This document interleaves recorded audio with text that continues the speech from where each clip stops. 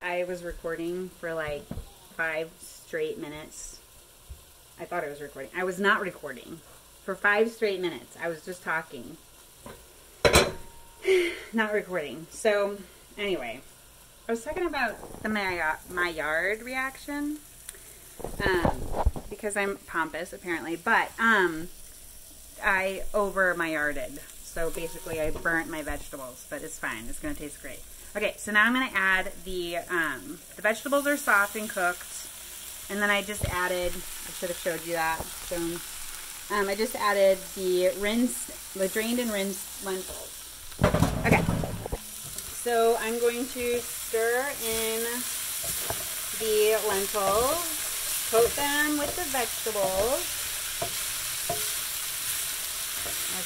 Okay, and as promised, I'm gonna season.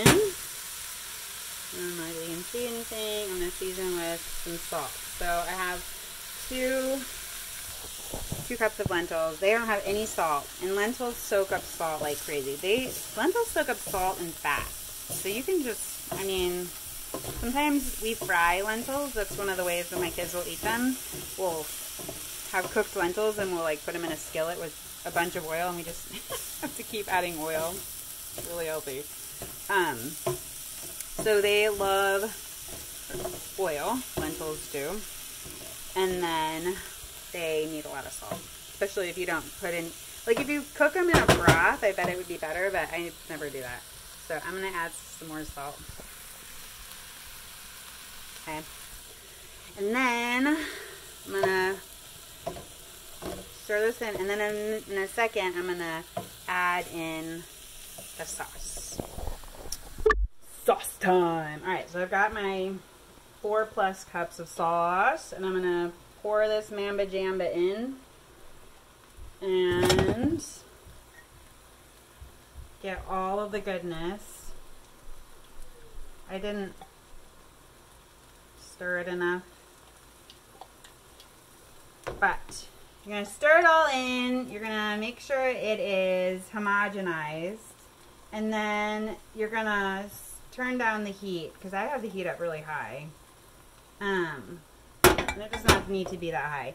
But you're going to turn down the heat, and you're going to let it cook for a while. So I made some French fries, and those are in the oven. So I'm going to let this, they've only been in the oven a few minutes. I'm going to let this cook at least until the French fries are done.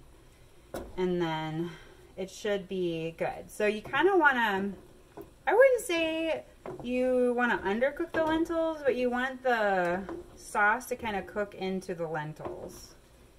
So I'm not going to taste this until later, but I anticipate needing to adjust seasonings and, you know, figure out what I need to do. Let me show you what it looks like. So I sauced it. I'm gonna let it like really heat up, and then I'll turn down the heat, and it's gonna cook for like half an hour. It seems to do better the longer it cooks, but the longer it cooks, the more like the less soupy it becomes. So if you kind of like it soupy, then add water, I guess. I don't know why I'm telling you what to do. I'm just showing you. I'm sharing. Okay, so just let this cook for a while. Until you like the taste, I think, you know? Alright, we eat coleslaw with the sloppy joes instead of buns because it ruins my kids' lives when they're like eating something and it like drops and like falls apart, which is the whole point of sloppy joes, but I can't explain that to my kids, so we just eat it without buns. Anyway, so we do coleslaw. So I'm going to finish chopping a head of cabbage. It's actually a half of a head of green cabbage, and I'm just slicing it really thin, and then I'm going to cut it. I should show this to you.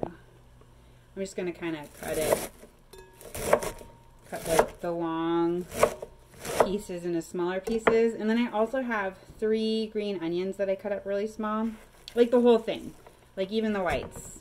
So I have 3 green onions that I cut up really small, and half of a head of green cabbage that I sliced. And then I'm going to make the dressing. I'm gonna make some sauce. Okay, so here's the dressing for the coleslaw. And then I think, so maybe I just shrink.